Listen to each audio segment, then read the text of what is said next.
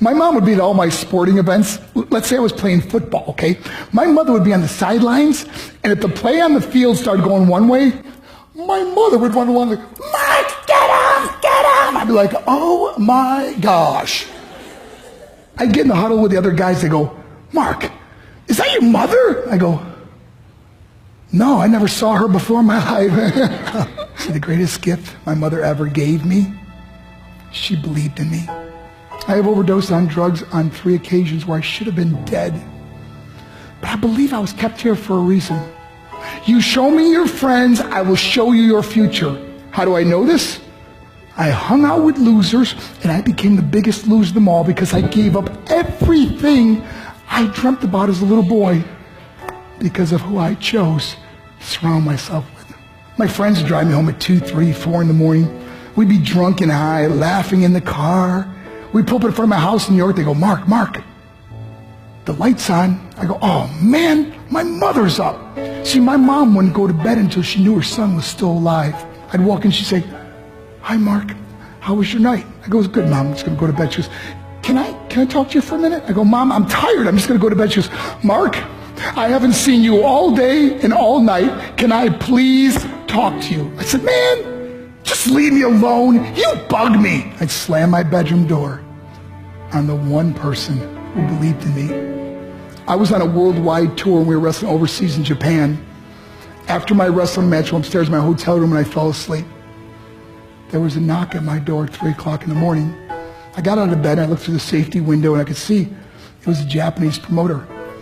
So I opened the door and he said, Mark, you need to call home. There's been an emergency. I went and got on the hotel room phone. I called back to the United States. I said, hey, what's going on? They said, Mark, I don't know how to tell you this. I said, just tell me what happened. I suddenly started crying. They go, Mark, I can't tell you. I said, just say it. They said, Mark, your mother died. I just threw the phone down. I ran out of my hotel room.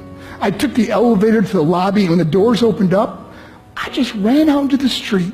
I mean, there was no cars, there was no people. It was 3 o'clock in the morning. And I walked down the middle of a street in Hiroshima, Japan, and I remember looking up and just saying, Mom, I am so sorry. I flew home for her funeral, and I was so nervous to walk up to her casket, so I just stood way in the back. And I kept looking from a distance. I kept thinking to myself, Mom, please wake up. Please get up. And then I finally got the nerve to walk up to her. And as I got closer, I could see my mom for the first time. I mean, she was so beautiful. She was dressed in white. I mean, she looked like an angel. And I just stood over her and I said, Mom, you are my hero. Everything I am, everything I hope to be was because of you. You loved me so much. You gave me a life. You're the only one that ever believed in me. How did I repay her? By getting drunk, by getting high, by getting stupid, by hanging out with losers? For what? All she ever wanted to do was talk to me. I wish I could talk to you now, Mom.